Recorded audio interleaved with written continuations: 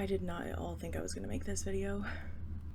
Hello Seekers, and welcome back to my channel. I'm Alice Estrella Strange, and today we're talking about my practice with Hekate, what I've learned, and my advice for anyone into deity work or who wants to begin deity work. That'll be sprinkled in here. Today I am responding to the Hekate Witch tag that was started by Justin Bennett, the Witch of Enchantment. Love his content. If you're into Hekate, definitely check it out if you haven't seen it. I highly recommend.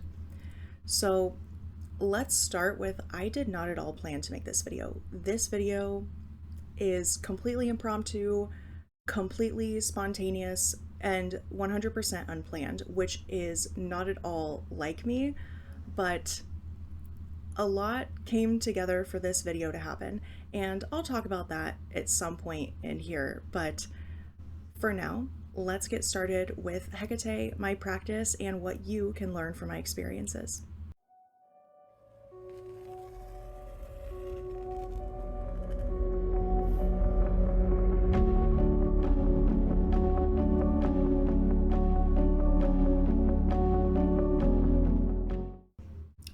I'm going to take a minute to apologize if you can hear the racket going on outside. Apparently my neighbors are doing some kind of construction on their porch right outside my window, which is fine. Not according to plan, but that's part of the whole thing we're doing here, right? So let's start with question number one, which is, how did Hekate first enter your life?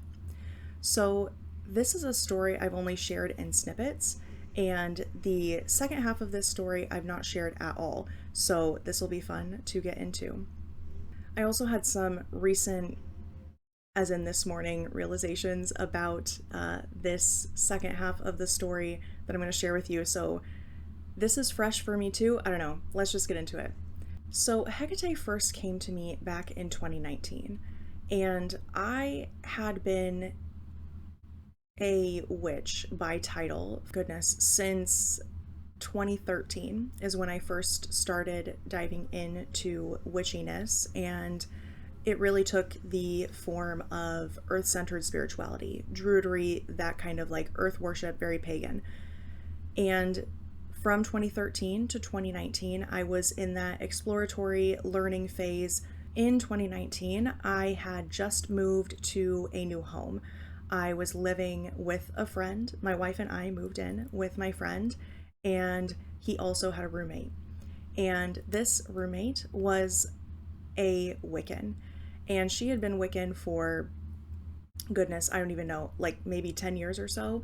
And she was pretty well practiced. She had been in coven life for a long time, so I really trusted her and looked up to her as a mentor of sorts.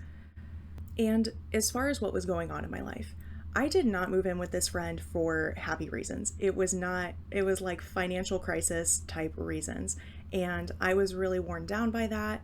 I was working a job that was killing me spiritually, mentally, emotionally, but also wearing me down physically. It was not a good time. So just for some context, I was working in a residential facility for, I don't know how much information I want to give away. It was a residential facility for underage people under the age of 18 who were struggling in the mental/emotional/behavioral areas. And it was a job where I was working with these kids in a social work type setting. And it was not easy. It broke me, it wore me down, it reminded me a lot of my own stuff. And so I was working on that. I was really in therapy. I was starting to dive into shadow work and figure myself out. So in this semi-crisis state, maybe I'm trying to protect myself there, in this crisis state and emotional collapse, I had my new witchy friend / mentor, and I was really diving into magic and witchcraft and all of the ins and outs, like intensely.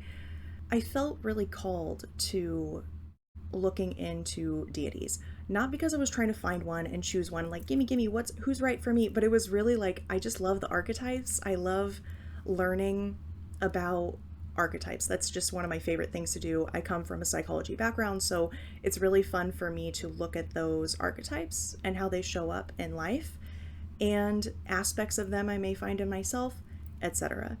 So I'm looking through these different resources about deities, and I happened across Hecate's name.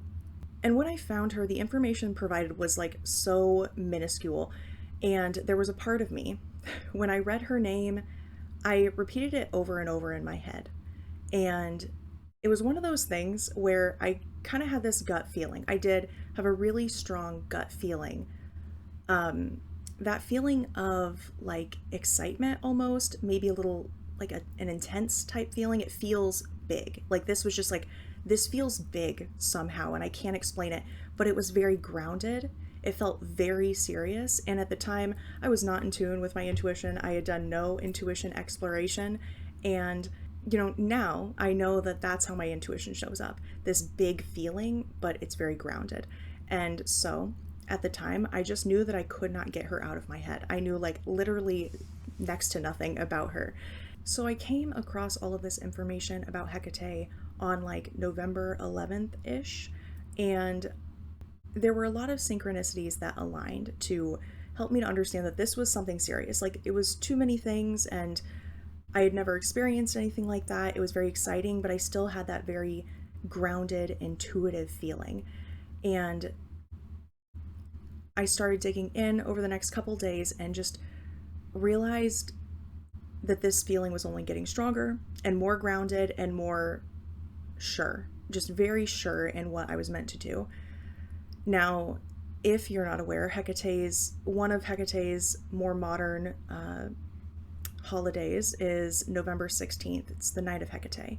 And when I realized that her day was only a few days away, it all kind of like all the synchronicities, all the little things fell into place. It was like a puzzle piece, all the puzzle pieces came together all at once. And I just knew. I was like, this is it. This is it, right? So I went to my friend and I said, hey, I found a deity. I'm very sure of this. I've thought about it. I just know, like I have that feeling. And she was like, oh yeah, trust your intuition. You got this. That's so exciting. Like, that's great. I'm here to help you in whatever way you want me to help you. Who is it? And I told her Hekate. And then all the color drained from her face, and it was like she had seen a ghost, pun intended.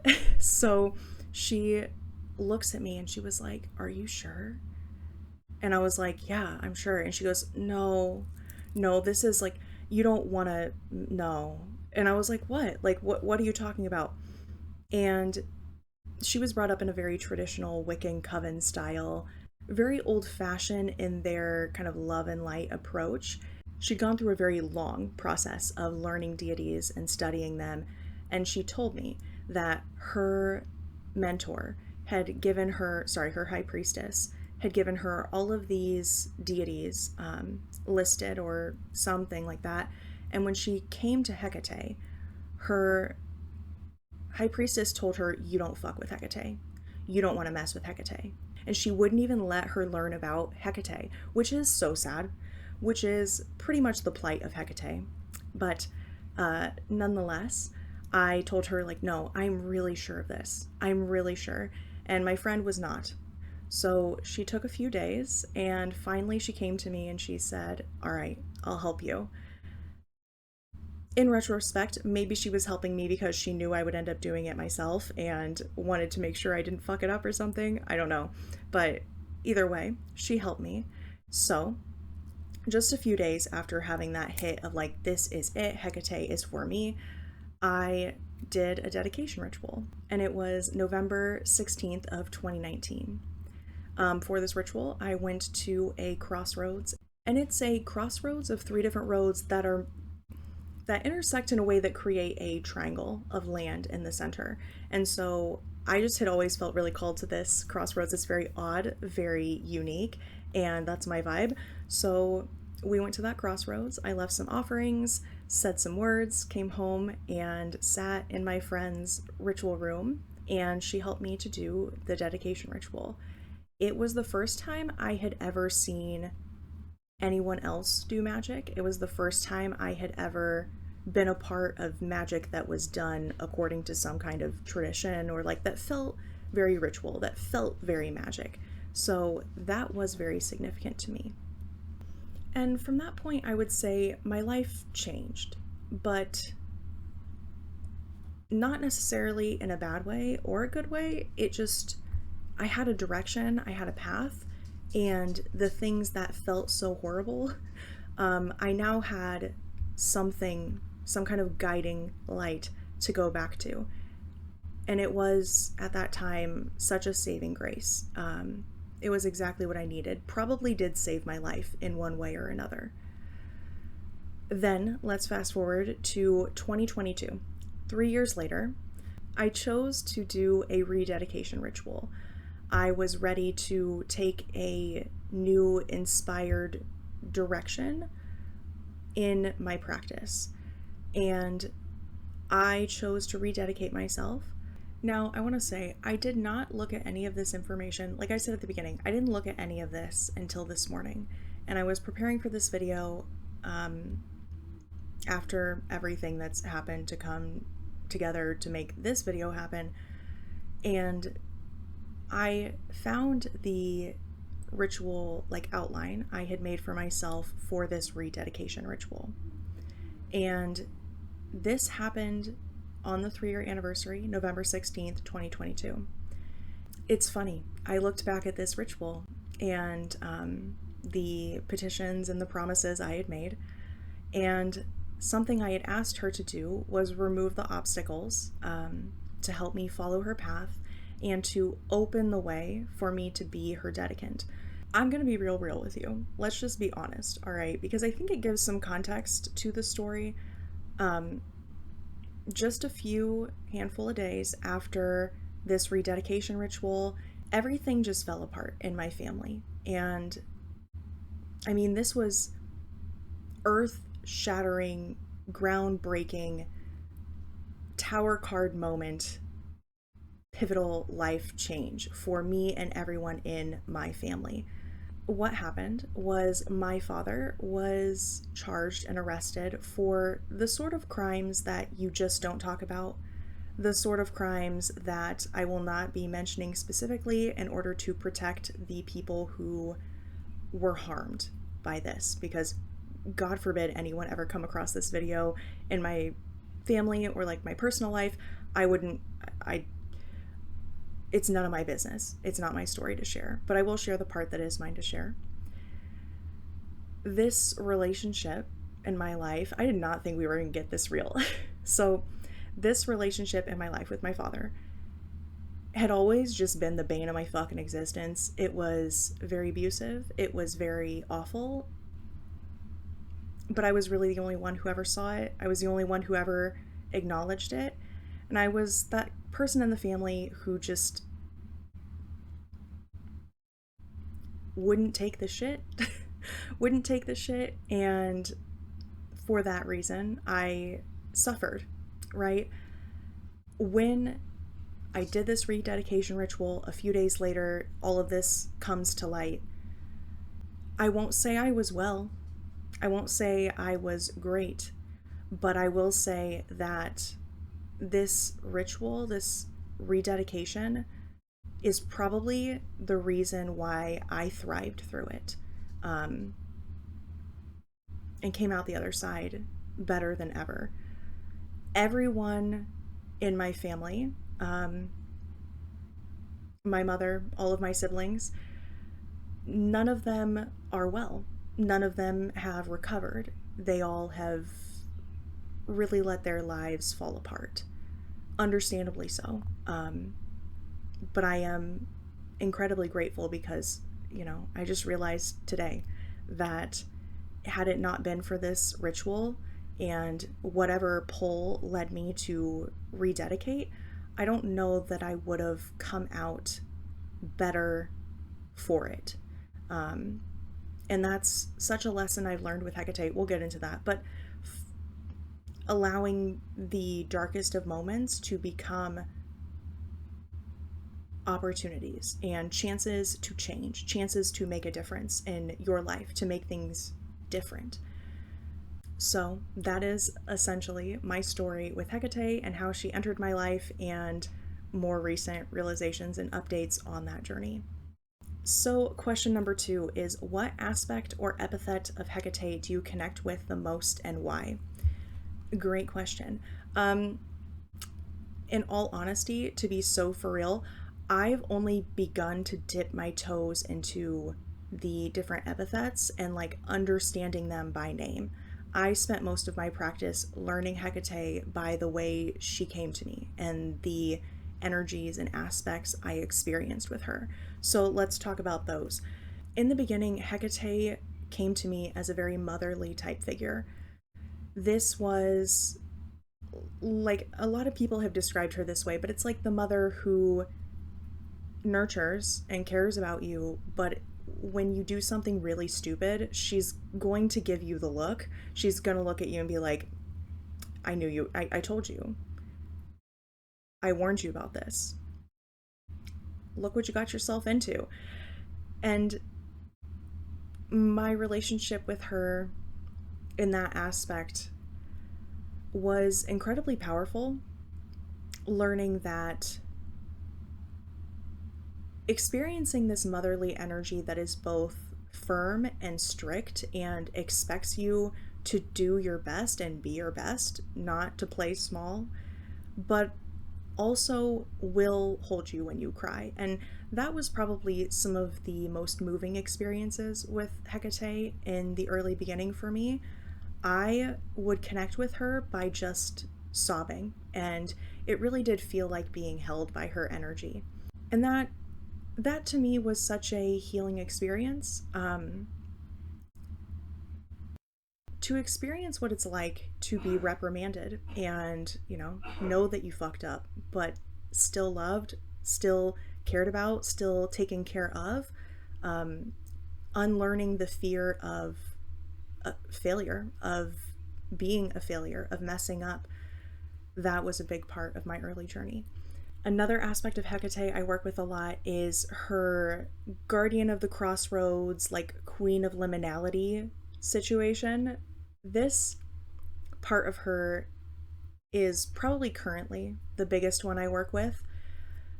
I am living in a liminal time. Like, honestly, I'm living in such a liminal phase of life. And working with Hekate has helped me to understand that in liminality, there is potential. And therefore, in our ungrounded, chaotic moments in life, there is a lot of magic to be had. There is a lot of energy to be harnessed. And liminality is just a huge part of my practice in general, and me as a person. I feel like I'm such a liminal person just by nature. Not necessarily in great ways or bad ways, a little bit of both. And with the crossroads aspect, hand in hand for me most of the time is the torchbearer aspect. The no matter how lost, how far I wander into the darkness, no matter how deep into the labyrinth I get, she will find me. Her torch will light my way. It's simply a matter of accepting or seeing it, or sometimes asking for it. This aspect to me is that hope. It is hope. We as humans have such an ability to find hope and create hope when on paper we really shouldn't be. We really don't have the data to back up why there is hope. And for me, Hekate has always been that little bit of hope, that little light. No matter how deep in the darkness depths I get, I will be able to wander my way back out. Sometimes by my own light, and sometimes with a little bit of help, with a little torch from a friend. So that is another big aspect I work with. And finally, I think the last one that I work with a lot is her protector aspect, but the protector of those who are vulnerable, who are outcasts, marginalized, people who are in need. And for me, this aspect is one that saved me multiple times. And it's probably the aspect that I aspire to be most. It's one that I really, really, truly feel in the depths of my soul. Then on to question 3. How do you honor Hekate in your daily or monthly practice? For me, I am a neurodivergent witch. I'm so scattered. It's hard to just function in life a lot of the time. So for me, practice with her daily on a regular basis is generally in the moment to moment, in the little glimpses of magic that are hidden among our mundane lives, and just observing, noticing, and really appreciating, like actually savoring and just soaking up the tiny magical moments, the way sunlight just falls into a room and changes the vibe completely. Little things. A more simple practice that I do almost daily is lighting candles for her. I like to take candles, specific scent. There's a specific scent I use for her. I will not disclose, but there is a scent that I always associate with her, and I only use it if I'm going to be working with her. And so this type of candle, I will enchant in some way, I'll do some magic on it, and then I light them over here. I will light them and just have them around when I want to call on her energy or honor her. It's just a way of like anchoring in and being that physical reminder that she's here if I so choose. And maybe this is a weird one. Maybe this is one that people don't do. I don't know. This is something I do. I am very inspired by Hekate and the aspects of her that I've worked with. And so part of my daily practice is embodying her energy in different ways to sort of put on an energy or a part of myself in the forefront of me that aligns with Hekate and how she works with me, so that I can take that magic and that energy, that emotion, that care, that protection, that power, and be able to give it to other people who may not have access to the things that I do. Maybe it is embodying her energy by being a badass, standing up for myself, getting fucking angry when I need to, letting my rage be heard. Maybe it is being respectful, being quiet when needed. For me, my daily practice really looks like constantly being a better me, waking up every single fucking day and being a better version of myself. And it is not easy. It is not easy at all. But it is what got me so far. It is what got me here. And I will not stop. It is a difficult and sometimes scary journey, but I think it's worth it. I really feel it's worth it. I really do love to do rituals for her on Depanon when I have the chance, but as a neurodivergent person and also as someone who struggles with chronic health issues, it's not always going to happen. Even if I do plan it out and schedule it, it's not always going to happen. So in those moments, instead of a big ritual for Depanon, I will take a moment to grieve. If I'm feeling really sad because my body just won't let me today, I'll cry about that. And I'll intentionally, express those emotions, release them, and then be kind to myself and not beat myself up and treat myself the way Hekate would treat me in this situation. And so for me, another big part of my consistent practice is just being kind to myself and not being so hard on myself when there are not consistent rituals every Depanon or every day. Then question number 4, do you have a dedicated altar space for her? And if so, what is on it? So for me, yes, I do have a dedicated altar space, and I have almost since the very beginning. From that first dedication ritual back in 2019, I've moved a bunch of times, And even still, I've always found a way to have some sort of altar for her. And, you know, they haven't always been elaborate, they haven't always been fancy, but I like to go big or go home. I'm very into the weird as far as decorative items. I love the weird, I love the macabre, those sort of things. So for me, creating Hecate's altar was an offering in and of itself and a creative expression, offering that art up to her. So what do I keep on my altar? For Hekate, I have it over here, and I keep glancing over there at it. So on her altar, I do have a statue, if that's even what you call it. Or is there another name for that? A statue? A figurine? I don't know. It's a statue of her. I have had that almost from the very beginning. Other things I like to keep on her altar are furs and ethically sourced antlers and bones, skulls. I like that sort of thing. Taxidermy has been on her altar at times. And I also keep that specific candle with the scent. They're always red. And I always have a space to leave some offerings because I'm a sleepy girl and I love to leave them overnight, if not for a couple days. Other than that, I consistently will keep some dark moon water on there for her. That is something that I do when I get the chance. I will make dark moon water and then I use it in rituals to incorporate some of her energy in the aspect of the dark moon. So question number 5, what offerings do you most enjoy giving Hekate and what do you think she enjoys? This is such a great question. I really do think that we need to talk about this stuff more. I most enjoy big elaborate rituals. Ooh, a big elaborate ritual where I'm trying a new technique or a new method, or I've like recently come into a up leveling, a better understanding of something, and I'm like, yes, let me use this skill to create some ritual for her in her name and to honor her.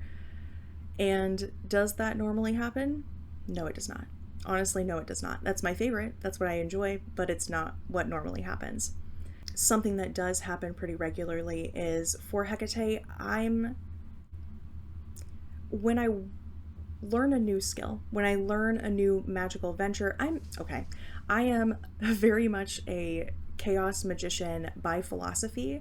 And so I'm constantly trying on new techniques and perspectives and paradigms to shape my magic, and I love just changing completely and learning an entirely new thing.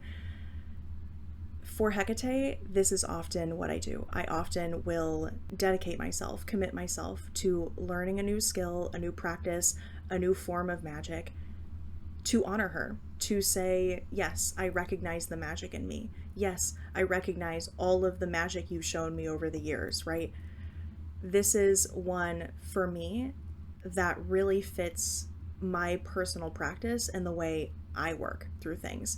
And that's such a part of the way I do offerings with her.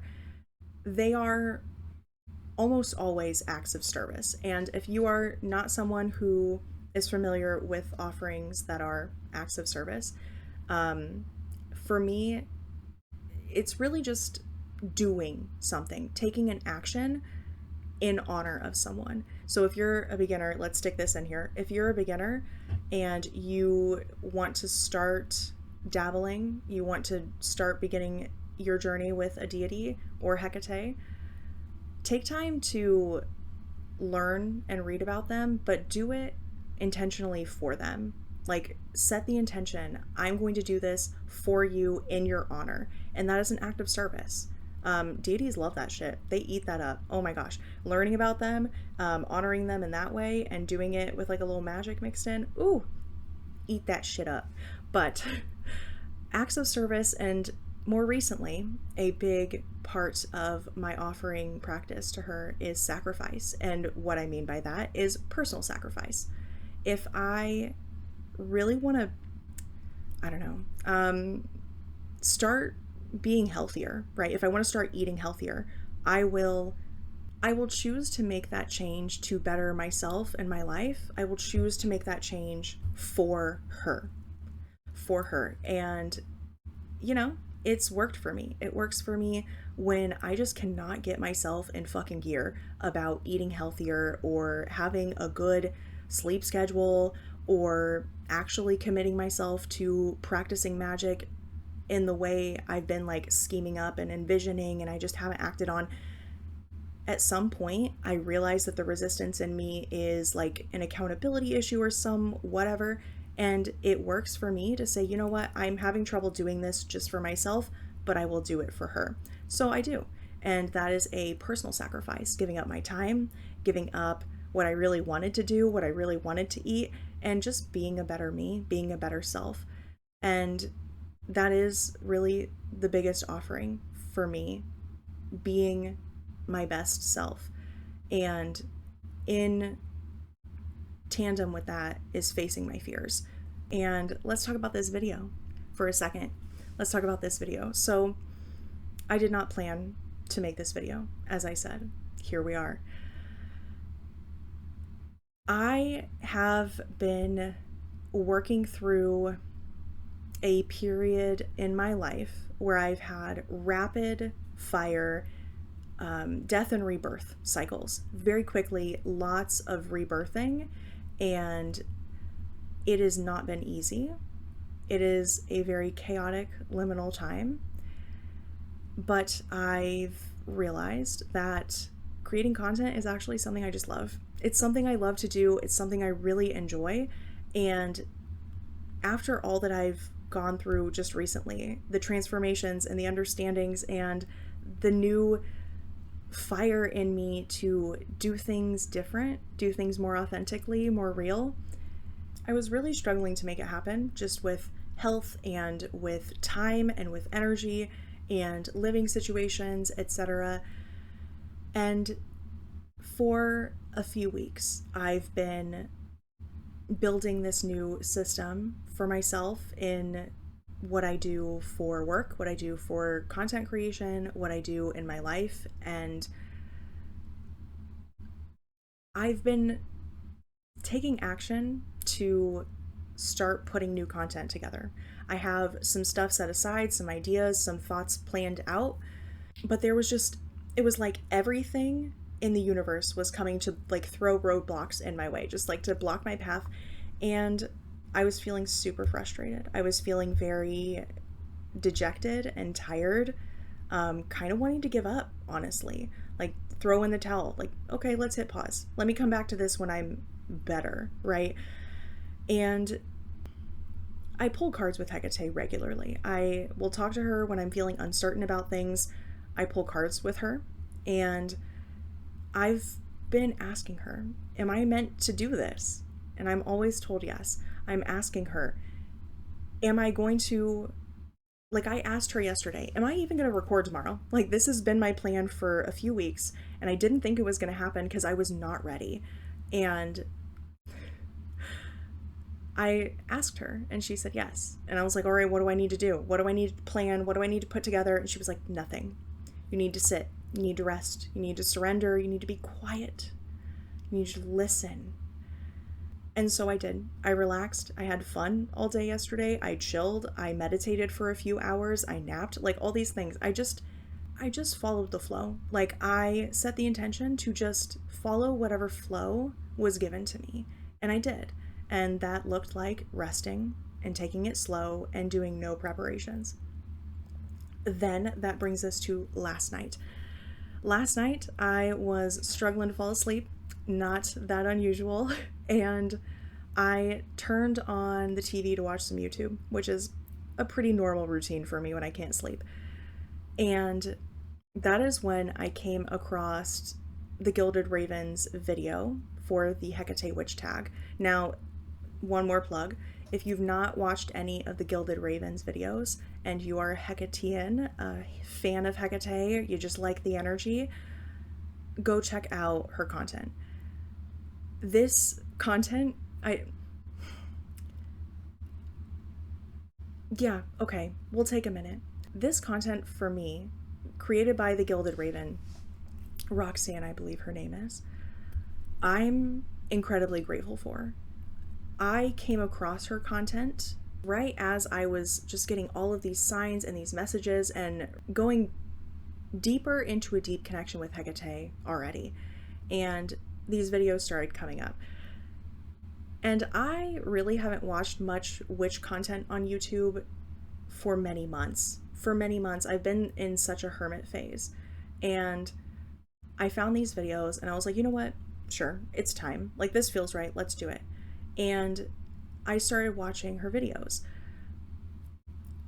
And I want to say, I'm doing a little bit of a word vomit on this, but I am really incredibly grateful for this content, especially the realness, the rawness, the just authentic, raw emotion that you can feel in it. It's so real, and that's exactly what I've been aiming to create from this point forward. And when I saw this out there and I saw her just like kicking ass and like getting the followers, hitting the 1,000 subscribers, I was like, God damn, it's out there. Like, that is an energetic current that exists. And I'm seeing the evidence so that I can recognize that the path I've been preparing to launch into is possible. To circle back, I saw the Gilded Ravens video about the Hekate Witch Tag last night. And as I'm watching it, I'm just getting all of these intuitive hits and I'm hearing her voice, which in the past has been very common for me, but lately it's been less common. So I was like really paying attention at that point, and I was starting to see little points in her story that also inspired me to think about my story in a different way.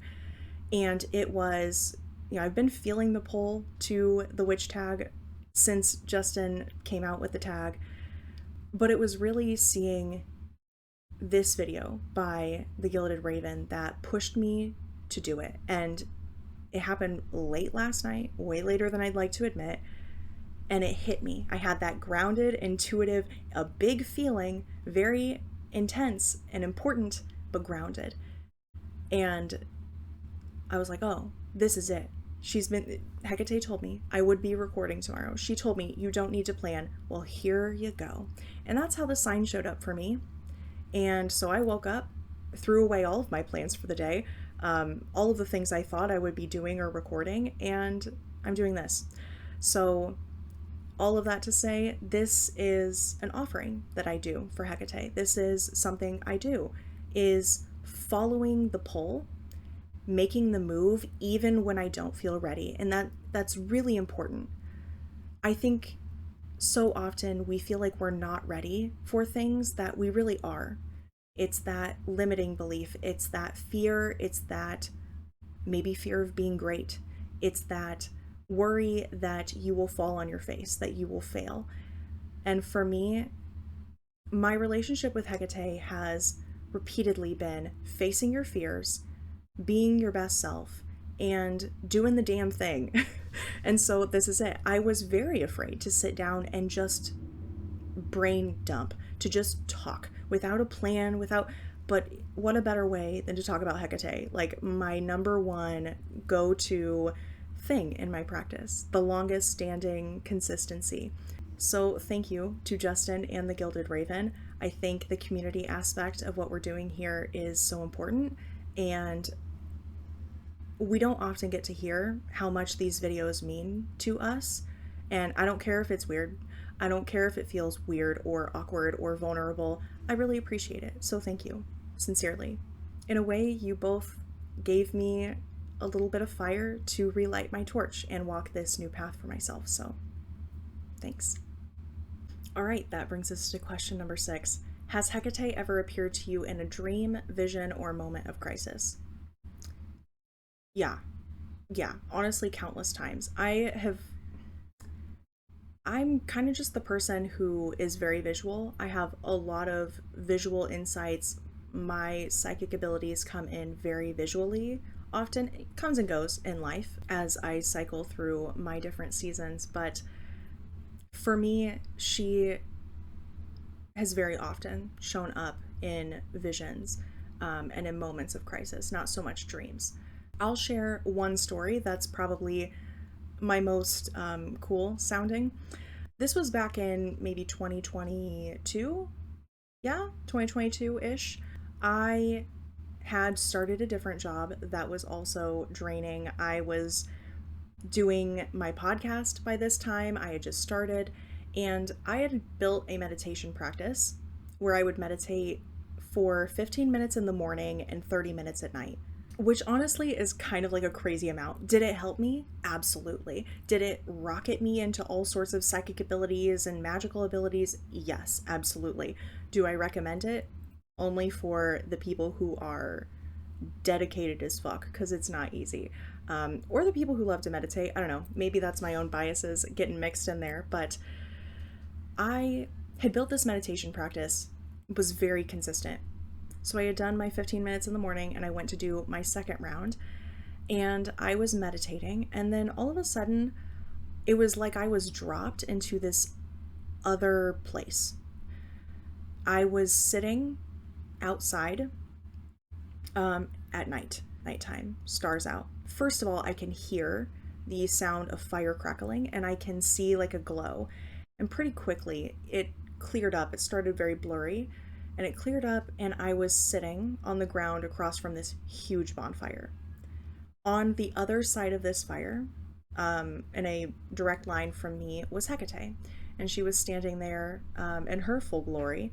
It was beautiful. It was amazing, and I did not expect this. I did not intend for it to happen. It was quite shocking, and it was my first introduction to journeying and astral travel, whatever you want to call it, that like liminal otherworld travel work.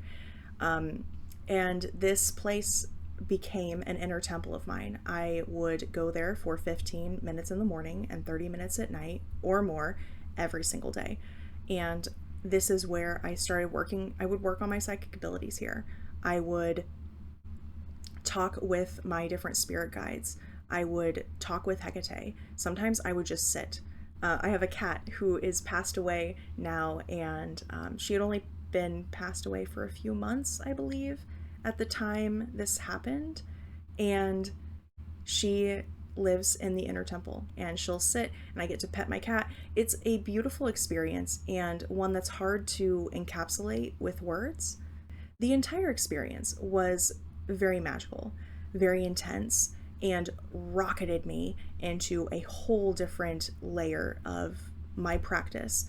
And to this day, it is a place that I go. It is an inner temple of mine that I've really built out, and I go there to meet with Hekate. But I would say that is probably my most intense, most magical vision I had with Hekate. And considering I did not intend for it to happen, it just happened completely out of nowhere, makes it really stand out in my own mind. All right, question number 7, probably the one I'm really excited about here. What lesson has she taught you that changed your life? I'm going to share a few because I can't help myself. I think for me, Hekate really taught me the meaning of authenticity, the meaning of really carving your own path, not giving a fuck what anybody else thinks, not giving a fuck what society says or what the norm is, which was incredibly healing for me. Really, what I've learned is if I'm living life and acting and doing and creating in a way that is aligned with my values, with who I really want to be, who I'm meant to be, and it's authentic, if I'm living in a way that's honoring myself, then I'm not doing it wrong. And I think that's a lesson we all kind of need to learn. I think it's so normalized in magical spaces to follow someone else's path, to execute the spell step by step exactly as it's written, and to just do what everybody else is doing. And if you're not doing it that way, then are you doing magic right? And what I've learned with Hekate is, for me at least, if I'm living in alignment with who I'm meant to be, who I really truly am, my values and being authentic, I'm not doing anything wrong. as long as I'm honoring myself, I am not doing anything wrong, which is a continuous journey, always and forever. And it's one that really sticks with me and is probably one of the most pivotal. Something else she has taught me is there's always a path forward. You're never at a dead end. And in chaos, you can create. You can use the energy of disruption and chaos to create something completely new, whether that is a life for yourself or a new self. It's not been easy, that's for sure. I feel like I am stuck in that messy middle. I am just like right on the cusp of launching out of it, but it is a process. It is a dedicated practice to continuously find the path forward when it seems like you are completely lost and everything is in chaos and destruction. Remembering that the energy of chaos is from what all is created, at least in my practice and my personal belief. And when things are chaotic, that is a pivotal point in your life. It is a liminal time where there is much potential. Another really important lesson I've learned is what's right isn't always easy, and it's not always pretty. The path of least resistance is not always the right path. And I think for me personally, what's right has almost never been easy. I think there's an ease to it when I'm really living in alignment with who I'm becoming and who I'm meant to be, doing the things that I really love to do. There's an ease to it. There is a feeling of I'm doing this right for me. I'm honoring myself. But that does not mean that the world around me is not making it hard. Part of this is kindness is not always passive. Kindness is not always quiet.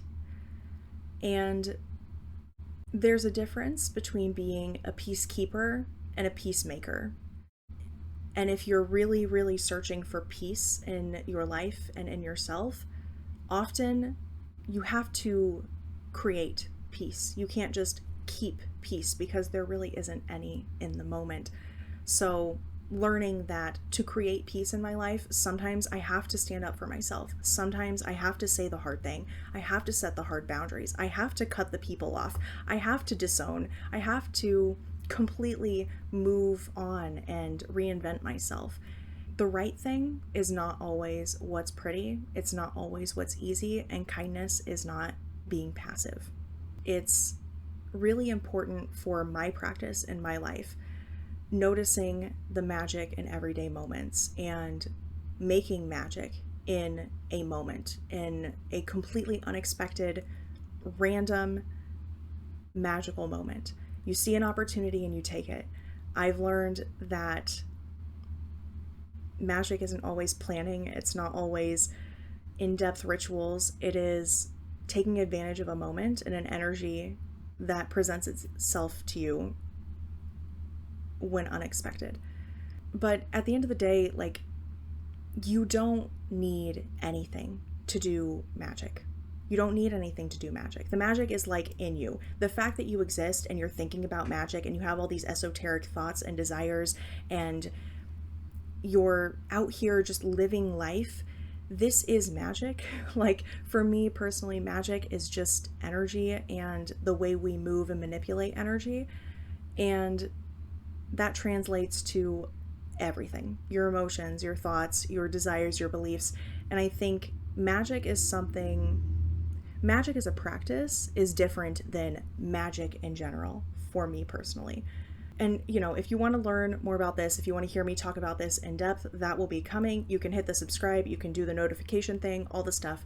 But what I'm saying here is the magic is in you. And I know that may sound cheesy. It may sound whatever, but it's true. And I really mean that. The doubt of that is what's stopping you. The doubt that the magic is in you is the thing that's keeping you from accessing it. Something I've learned from Hekate is when you open your mind to the possibilities, when you get curious about the what ifs, the what could be, that's when shit changes. That's when the tides shift. If you really want to start opening yourself to your magic, if you want to start seeing more magic in your life and in yourself, my recommendation is to open yourself to your own abilities. Start noticing what you already do with no tools, no supplies, that creates a change in your life or in yourself through like energy or intention and will. Something that's not necessarily physically done, or at least not totally physically done, that you create change. Because essentially, to me, that is magic. When we create change through energy, through intention, through will, that is when we are making magic. So start to notice. Start to notice the intentions you've set and the wishes you've made and the things you've asked for that come to you. That is magic. I mean, honestly, even your voice. The voice is magic. It carries a frequency, it carries an energy, and with words, it carries intention. So start to get curious, start to notice, because it's in you. You just have to open your eyes to it. Now on to question number 8. How does your queerness or identity influence your devotion to her? Also an interesting question. It's not one I'd really considered before this. Personally, for me, I am a lesbian woman who is married to a transgender woman in a place that is not safe for us, right? So the way my identity influences my devotion to her, I have always felt like an outcast, have always felt like less than. So with her, she helped me to realize that there's nothing wrong with that. There's nothing wrong with me. She helped me to heal that part of myself and to recognize that when I stand up and say, fuck that, I am not going to take your bullshit. I'm going to stand in my power and demand the respect I deserve, the respect that any basic human deserves. I learned that that is a way to create safety for others. It is a way to create an openness, hold spaces that are genuinely heartfelt and safe for people. I think the safety that she created for me, the safety that I felt with her, it has influenced everything I do. It's influenced all that I create and the way I move through the world. And as a queer person, I have had to realize my privilege in this. I've had to realize that I can go outside and I can blend in and be passing as whatever. I can be invisible if I want. And not everyone in the community has that ability. Not everyone is safe enough to do that. And my devotion to her has led me to realize that that is very real. And it's something I need to honor. It's something important to carry in my mind. And it is a privilege that I can use to make it easier on those who don't have that privilege, to make this a little bit of a safer world. Sure, in small ways, but in real impactful ways for people whose path I cross. So my queerness has influenced my devotion to her in recognizing that I'm not a victim, that victim mentality is not a place I want to live, because I do have privileges. And if I'm sitting here in my fucking pity and being all caught up in the boo-hoo, then I'm not going anywhere. I'm not feeling any better. I'm not getting any better. And when I recognize that I do have some power and I do have some ability to be safe in this world, I can then pass on that safety and create safety for other people. So maybe that is a big statement, but it is the truth. For me, I've learned that I have a lot of privilege and I need to recognize that, because it is something I can use to support other people who don't necessarily have that. So, question number 9: what is your favorite Hekatean ritual, spell, or sacred tool? For me, my favorite magic to do with Hekate is all journey work. It is otherworld travel, it is inner temple visitations, it is meditation, and that makes up the majority of my favorites. I really just love to go on these journeys for myself, for inner work, for other people, whatever it looks like. And it is a way for me to use my ability, it's a way to use my connection with her to really help myself, to heal myself, to help others. It's also just really cool. It's really cool to be able to go and, spirit flight, journeying, astral travel, whatever you want to call it, and walk with her and go to other realms. It is something I have quite a natural ability for, and I feel very special to be able to do that with her and to be able to use that to make real change. And as far as sacred tools, I really love, this is my favorite, it is my talisman for Hekate, and I wear it anytime I just want to carry her energy with me during any rituals or spells or ceremonies for her, or in moments where I am doing acts of service. I will wear this as a representation that what I'm doing right now is for you. I will hold it, I will talk to her through it, and it's a piece that I created myself. So that is my favorite sacred tool. And then finally, question number 10: what advice would you give someone just starting a path with Hekate?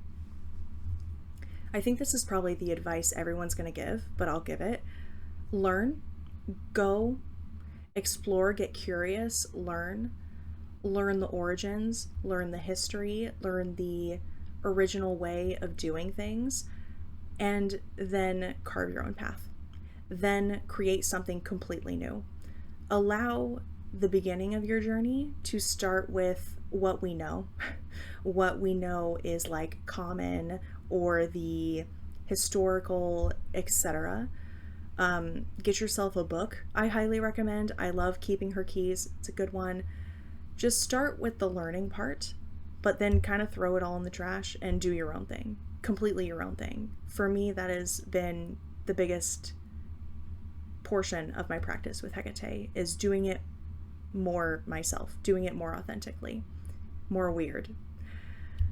Another piece of advice is don't be afraid, but take it seriously. Don't be afraid of working with Hekate, of the dark goddess archetype, if you will. I really like what Justin, the Witch of Enchantment, said about Hekate as being a dark goddess by philosophy, but not necessarily literally. And I would agree with that. I believe that Hekate, in my practice, is what we today societally would call a dark goddess, but she is the light. She's the torchbearer. She is the one who brings that light into the darkest places. She meets you there. She's met me there. She will walk with you in those dark places. She will light your path, but she is lighting it. She's not darkening your path. So for me, in the way she actually works with you, this is not what we would call like a dark energy. I don't even like those terms, but circling back, don't be afraid to work with Hekate, but take it seriously. Don't ask for things that you're not ready for. Take what you ask for seriously, because she will deliver, especially if it's something that's meant for you, especially if it's something that you're ready for, but you don't know you're ready for, you don't think you're ready for. And it's not that it's trickster energy. I think we just don't take our intentions so seriously, and I would recommend you do take them seriously. Be careful what you wish for, but also don't be afraid, because at the end of the day, Hecate's never done anything to harm me, to wrong me, to stick it to me. Sure, at times it has felt like sink or swim. I would say in my practice, it has often felt like sink or swim as far as working with Hekate, but just when I think I'm drowning is the moment where I'm like, oh, I've been standing on land this whole time. Like, things turn around. For me, I've learned to figure it out myself. And that's something I really did personally have to learn. That's another piece of advice. Know that Hekate is going to show up in the way that you need her most. I needed that soft, caring, maternal energy that would still hold me accountable for my bullshit and tell me when I'm being fucking stupid. But for you, it may be totally different. If you're working with Hekate and she shows up in a way that is not necessarily the norm, I would say you're probably onto something. And sure, making sure that you've taken the proper precautions and you know that you're actually talking to the deity you think you're talking to. Other than that, like, you're probably onto something. You are carving your own path, which is exactly what she's always wanted in my practice. Here's another piece of advice that I think is important is you don't have to be healed. You don't have to be in this place of perfection, this place of having it figured out to work with Hekate. If anything, she's the one to walk you through those times of transition and the crossroads in your life. You don't have to be healed. You don't have to be perfect. You don't have to have it figured out, but be prepared to work on yourself. Honestly, be prepared to start recognizing the things about yourself that you're ready to change, that no longer serve you, that are outdated and dragging you down, and be prepared to work on yourself. I don't think that's necessarily everyone's experience, but I think it's probably a good majority of us who have had a lot of self-work, shadow work, when working with Hekate. And finally, my advice would be for beginners, start with offerings. When you're doing offerings, start with things that are small. Start with things that are affordable. Just from a practical, mundane level, don't go out and spend all this money when you don't have it on all these fancy things. In fact, pace yourself. Start with acts of service. Start by intentionally spending time honoring her by learning about her, by developing your own practice, by learning about yourself. Take time. Give her time. Okay, like for example, hypothetically, you've been carrying around this weight, this grief, or this fear, or this feeling like you're about to break down, but you're resisting that. If you're someone who works with Hekate, is beginning that journey, this is a great offering for her. Take time to actually just break down. Say, you know what? I'm done pretending. I'm done pretending I'm fine. I'm done pretending that everything's great. I'm done avoiding this reality, this truth in my life. And so now for you, Hekate, I am going to lose my shit. I'm going to cry my eyes out and let it all out. Just express it, release it, let it move through you. Honestly, this is a really powerful offering. One, because I feel she really does love these offerings, and two, it's really powerful for you. It is a really moving experience. So letting yourself feel the feelings, letting yourself say the thing that you've been holding back, and just being real, just really being real with where you are and how you're feeling is a great offering to give. Well, that is all I have for you. Those are our 10 questions. My lighting is also getting really terrible, so I'm going to wrap this video up. In the description, I'm going to tag the Witch of Enchantment and the Gilded Raven down there if you want to check out their content. And in the meantime, if you want to get a little bit more information on my journey, start to get a closer look at my magic, I have a newsletter, an email newsletter that I will link below. You can sign up for that. Every time I put out a video, you'll get an email with like extra magic, extra more personal insights, or the things I don't necessarily want to share with literally everyone. You're going to get some extra, more real magic and more real me in those emails. So sign up for the letters from the in-between, very Hekate inspired, and start joining the community and being a part of the magic and taking off with your own magic. I don't have a good outro for this. This was not planned. I don't know what I'm doing, but I'm doing it anyway. All right, that's all I have for you. Thanks. I'll see you in the next one. Stay curious, friends.